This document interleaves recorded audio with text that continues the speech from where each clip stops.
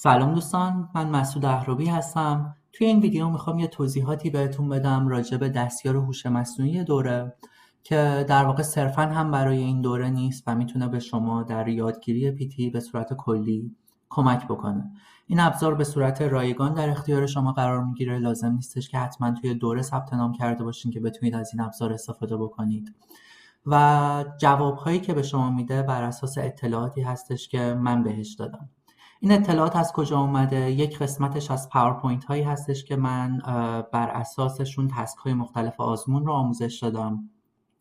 قسمت های نوشتاری اون پاورپوینت ها، نه توضیحاتی که به صورت گفتاری روشون دادم، در اختیار این چتبات قرار گرفته و سوال های مختلفی شما در مورد قسمت های مختلف آزمون میتونید ازش بپرسین و مطمئن باشین که جواب هایی که در اختیارتون قرار میگیره جواب های قابل اعتمادی هست. قسمت دوم اطلاعاتی که به این چتبات داده شده بر اساس سوال و جواب هایی هستش که در طول 1 سال گذشته توی گروه تلگرام ما اتفاق افتاده.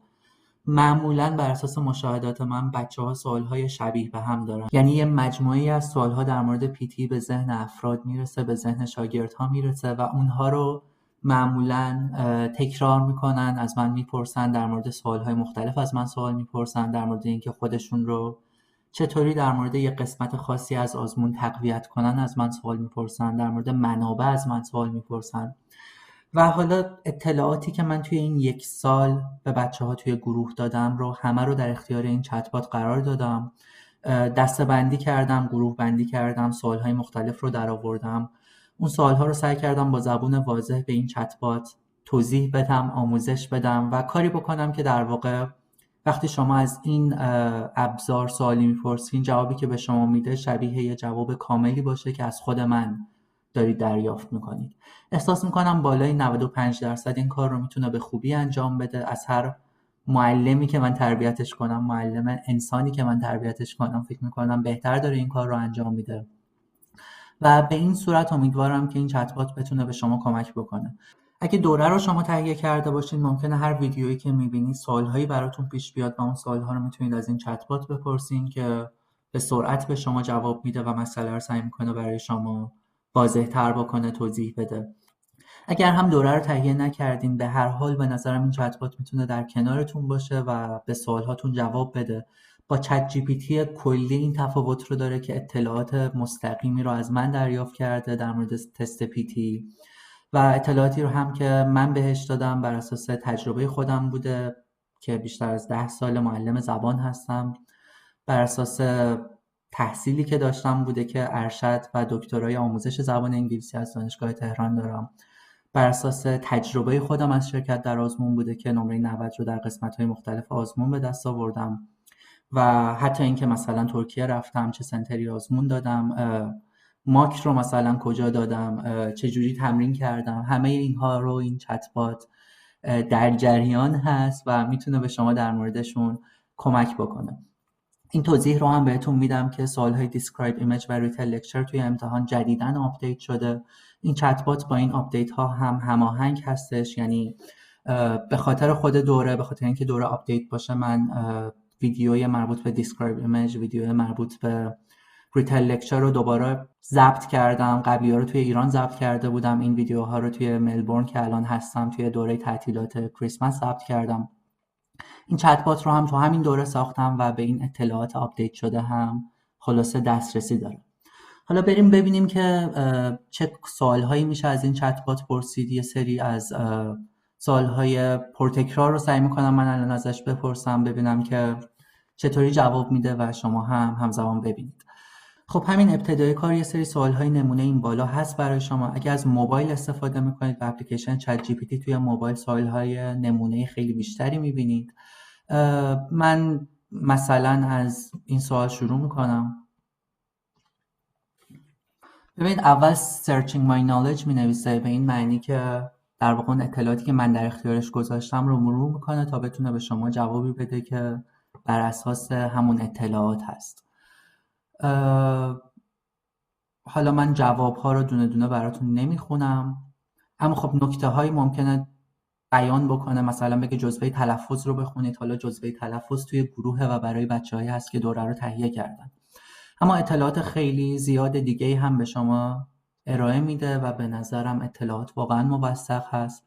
اگه از یه معلم عادی این سوال‌ها رو بپرسید، حالا در لحظه چیزی که به ذهنش میرسه رو جواب میده. ممکنه جوابی که میده بر اساس تجربه خودش باشه، بر اساس میزان درکی که خودش از آزمون داره، از زبان انگلیسی داره، از یادگیری زبان انگلیسی داره باشه. اما جوابهایی که شما اینجا میبینید بر اساس اطلاعات من هست و بر اساس بهترین جوابهایی که به صورت نوشتاری بعد از تحقیق به افراد دادم. خب بریم سوال بعدی رو بپرسیم. ببینید شما در مورد هر قسمت آزمون میتونید از این چت بات سوال بپرسید. مثلا من میتونم الان به فارسی یا به انگلیسی ازش سوال بپرسم که در مورد یه قسمت خاصی از آزمون به من توضیح بده. مثلا من الان ازش میخوام که در مورد read aloud به من توضیح بیشتری بده.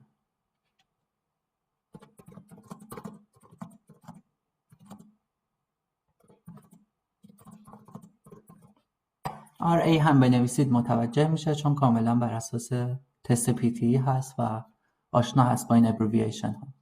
خب چون من به انگلیسی پرسیدم داره به انگلیسی جواب میده، در مورد تایمینگ صحبت میکنه، در مورد کانتریبیوشن سکور صحبت میکنه که اینها بر اساس پاورپوینت هایی هست که من آموزششون دادم. جالبه که حتی کد هم به شما داره میده، در مورد پاست ها صحبت میکنه که کاملا بر اساس پاورپوینت من هستش. ویدیوی رید الاود هم توی ایپیونی به رایگان در اختیار شما قرار میگیره. دیسکرایب ایمیج هم که جدیدتر هست رو من رایگان در اختیارتون میذارم. میتونید جواب این چت بات رو با اون ویدیو مقایسه بکنید که بفهمید چه مقدار از اطلاعات رو این چت بات در اختیارش داره و چقدر حالا تهیه دوره میتونه به شما کمک بکنه که بیشتر این اطلاعات رو متوجه بشید. خب اطلاعات خیلی زیادی به شما میده، مثلا یکی هزیتیشن رو اوید کنید، خودتون رو اصلاح نکنین، دقت بکنید به واول هایی که حتی توی فارسی معمولا افرادی که فارسی صحبت میکنن مشکل دارن.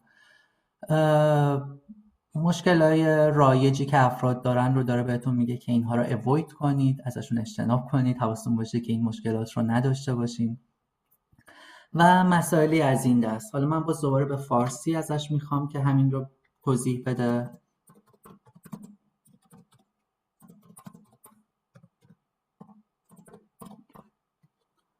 که ببینید که در واقع به فارسی هم کارش رو به خوبی انجام میده. من بهش توضیح دادم که در واقع وقتی داره فارسی مینویسه اگه مثالی به انگلیسی بود یا حتی اصطلاحی به انگلیسی بود، اون اصطلاح رو همون به انگلیسی براتون بگه. به خاطر همین گفته بخش read aloud.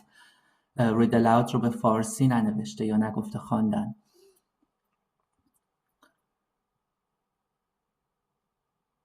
خب بریم یه سوال دیگه بپرسیم. مثلا من بهش میگم که چطور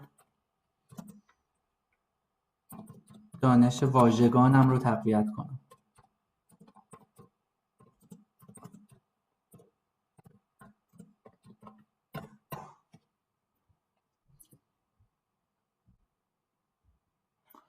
ببین خودش داره میگه که دکتر اهرابی توصیه‌های زیر رو ارائه میدهند و دیگه مستقیما بر اساس اطلاعاتی که من بهش دادم داره به شما جواب میده.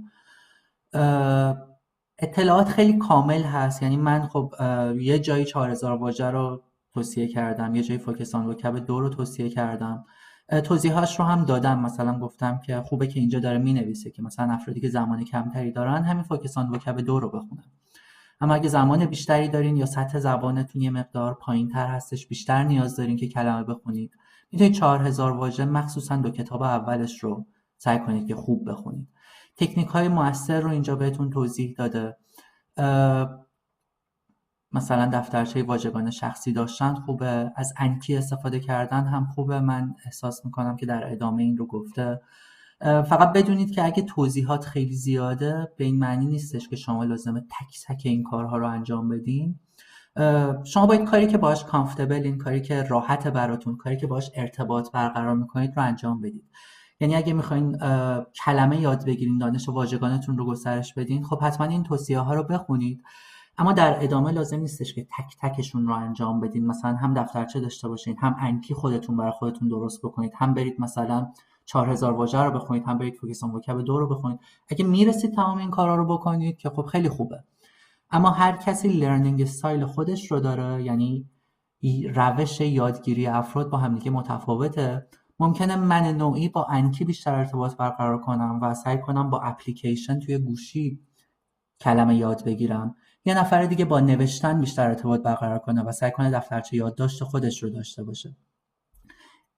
مسئله‌ای که خیلی خیلی مهمه توی یادگیری زبان به صورت کلی و آماده سازی خودتون برای پیتی به صورت خاص این هستش که انگیزه خودتون رو حفظ بکنید. ببینید که چه کارهایی برای شما جواب میده، ببینید که چه کارهایی رو انجام بدید باعث میشه که بتونید اون کار رو ادامه دار انجام بدید. و بیشترین مشکلی که برای بچه‌ها پیش میاد توی آماده سازی خودشون برای امتحان‌های مختلف این هستش که وسط کار انگیزه‌شون رو از دست بدن و ناامید بشن یا خسته بشن، یا مثلا انقدر برنامه‌های سختی برای خودشون سعی کنن درست کنن که دنبال کردن اون برنامه‌ها براشون سخت بشه، در واقع عملی نباشه اون برنامه‌ها و باعث بشه که وسط کار از خودشون ناامید بشن، انگیزه‌شون از دست بدن و کار رو ول کنن. هر کسی که کار رو ادامه میده، سعی میکنه که روی یادگیری خودش تمرکز کنه، به نظرم حتما میتونه به نتیجه برسه. خب اطلاعات رو هم که اینجا دیدین در مورد گرامر میشه همین رو پرسید. من فقط مینویسم گرامر چون میخوام سریعتر اتفاق جلو بره و ببینیم که من فقط بنویسم گرامر متوجه میشه، تقریبا متوجه میشه. هر چقدر بهتر براش توضیح بدین که چی ازش میخواین، خب بهتر جواب میده. اما مثلا اون بحث هایی که خیلی واضحه براش و کاملا آموزششون رو دیده، ممکنه با دستورهای کوتاه هم به خوبی کار رو در بیاره. جزوه گرامر داریم ما توی گروه. به جز جزوه گرامر من کتاب بتی آذر یا گرامر این یوز رو پیشنهاد دادم، توضیح هم دادم که هر کدومشون برای چه افرادی مفیدتره یا چه ویژگی هایی داره. خب مسائل دیگر رو هم توضیح داده، حتی در مورد سوال هایی که بحث گرامر توشون بیشتر مطرحه هم توضیح هایی اینجا داده شده.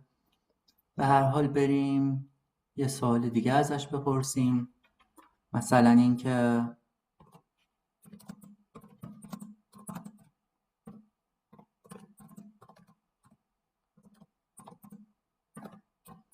من خیلی کلی ازش پرسیدم ببینم چطوری جواب میده. قاعدتا هم باید توی دیسکرایب ایمیج برای لکچر به شما بگه که نمیتونید تمپلیت استفاده بکنید.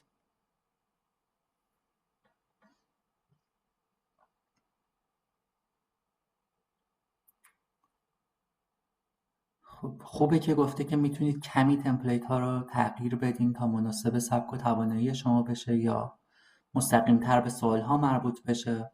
و دیسکرایب ایمیج و ریتل لکچر رو هم گفته که به شما نمیتونید تمپلیت استفاده بکنید.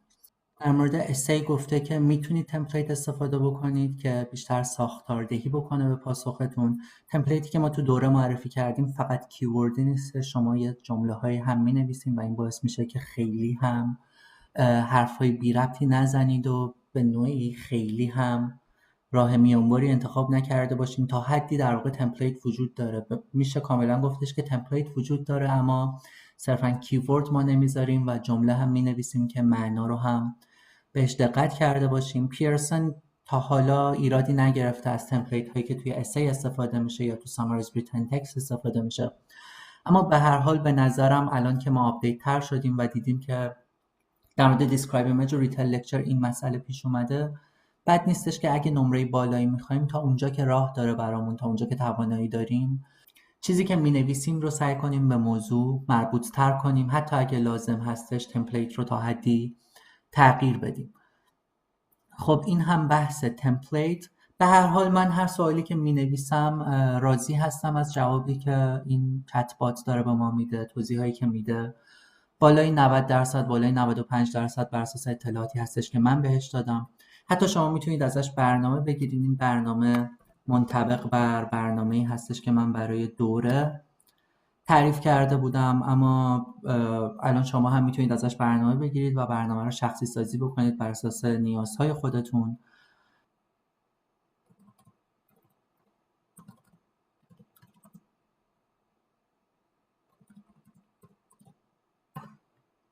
بهش گفتم برنامه یادگیری بهم بده، خیلی خلاصه بهش گفتم، اما کارش رو درست انجام میده. برنامه پیشنهادی آمادگی پیتی 3 ماهه‌ای که من توی گروه در واقع به افراد توصیه میکردم رو همینجا نوشته و مشخصاتش هم هست، کامل هم هست، حتی جدول رو هم داره میاره، نکات کلیدی رو هم میاره.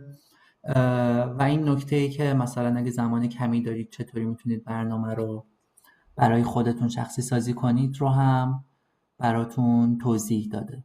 حالا مثلا شما در این مورد بیشتر اطلاعات میخواین و میتونید همین رو ازش بپرسید.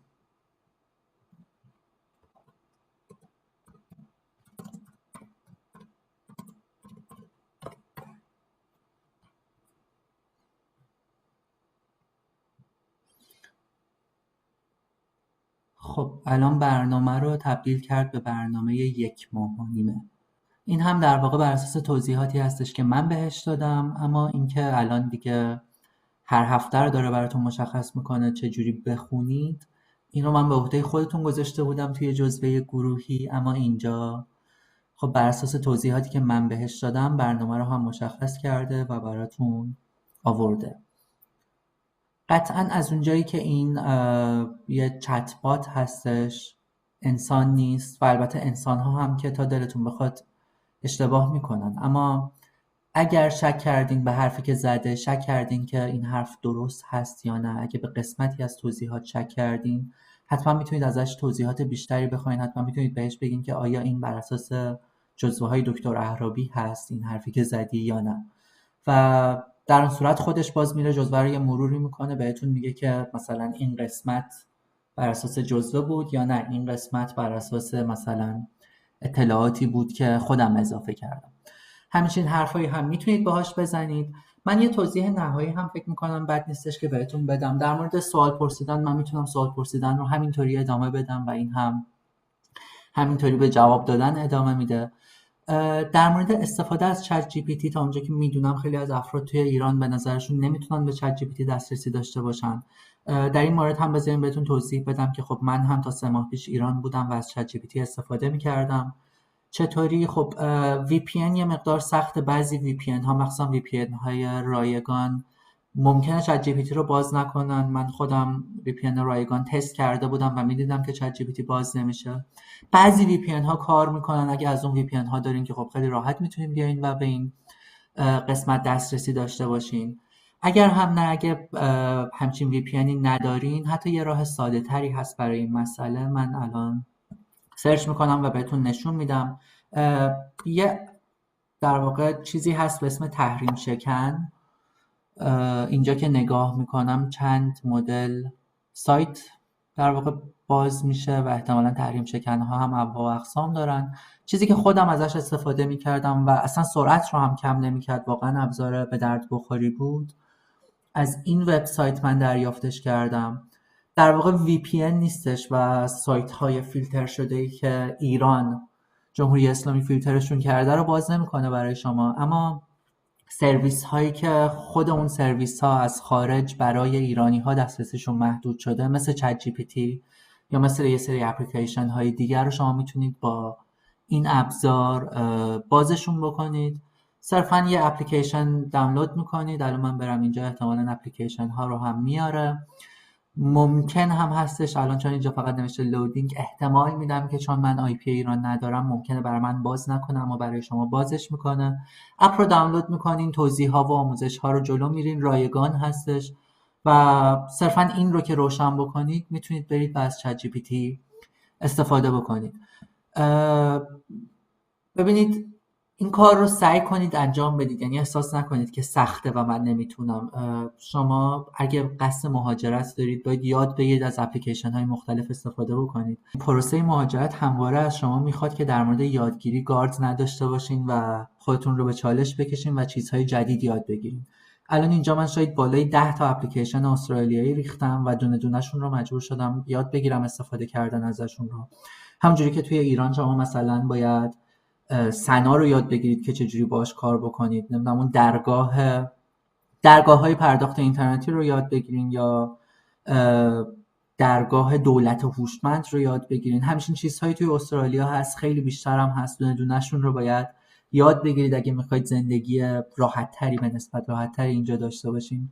خلاصه فرار نکنید از تکنولوژی و ازش سعی کنید استفاده کنید. مطمئنم دسترسی به چت جی پی تی رو هم اگه دنبالش برید براتون ممکن میشه. نکته بعدی در مورد دسترسی به این چت بات هستش. شما خب ممکنه لینکش رو داشته باشین، روی لینک کلیک کنید و مستقیما بهش دسترسی داشته باشین. اگر هم نه، صرفا چت جی پی تی رو که باز میکنید میتونید برید توی اکسپلور جی پی تیز و اینجا اسم این چت بات رو سرچ بکنید. حالا من این رو از قبل دارم و خودش اومده برام، اما با یه اکانت دیگه بهتون نشون میدم که شما اینجا میتونید صرفا اسم این کاستوم جی پی تی رو بنویسین، اسم من رو میتونین بنویسین و حتما بهتون پیشنهادش میده. بعدش میتونید روش کلیک کنید و برید و باهاش صحبت بکنید. خب از همین ابتدا کانورسیشن استارترز رو هم میبینید. توی گوشی کانورسیشن استارترز ها بیشتر هستن و استارت چت رو که بزنید میتونید شروع کنید به صحبت کردن باهاش. نکته بعدی این که این چیزی که من ساختم در واقع یه کاستوم جی پی تی هستش و اگه کاربر پلاس چت جی پی تی باشین میتونید همواره و هر چقدر که دوست داشتین باهاش صحبت کنید.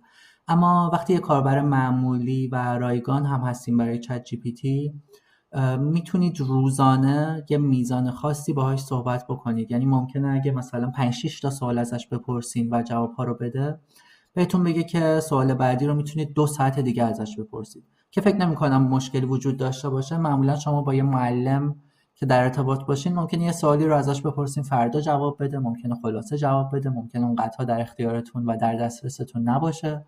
اما با این میتونید در طول روز بارها و بارها صحبت کنید. یه زمانهای خاصی ممکنه بهتون بگه که دیگه زیادی صحبت کردین، اگه میخواین صحبت رو ادامه بدین اشتراک پلاس رو بخرین، یا اگه نه مثلا برید 2 ساعت دیگه برگردید، که در آن صورت هم 2 ساعت دیگه برگردین. یه نکته آخری رو هم بگم برای افرادی که ممکنه هیچی از چت جی پی تی ندونن. شما صرفا با ایمیل خودتون هم میتونید حساب چت جی پی تی بسازین. یعنی یه زمانی در گذشته حتما با شماره خارجی داشتین، اما تا اونجا که من میدونم حتی با ایمیل ساده هم الان میتونید اکانت چت جی پی تی بسازین و حتما این کار رو بکنید و امیدوارم که از این ابزار هم استفاده بکنید. من زمان گذاشتم برای ساختنش و امیدوارم که به کارتون بیاد و خیلی زود به نمره دلخواهتون هم برسین و مسیر مهاجرت خودتون رو جلو ببرین. ممنونم ازتون.